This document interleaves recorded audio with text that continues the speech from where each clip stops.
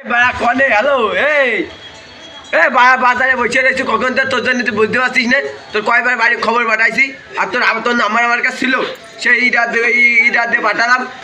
তোর সে বা তোর জন্য কখন বসে রয়েছি তোর একটা ধারণা আছে কলাম এক জায়গায় যাবো এই বৃষ্টি মুড়ি তোর তো কোনো আজকাল জ্ঞানের কোনো ধরন নেই তাই না এসে বোধাই সে কখন বসে রয়েছে আমি একটা লোক কতক্ষণ বসে থাকতে পারে এক জায়গায় তোর বাল চললি তুই কি আরাম কাজ করতিস কদিনই বোধায়ের মতো পাগল ঠপানো কাজ করছিস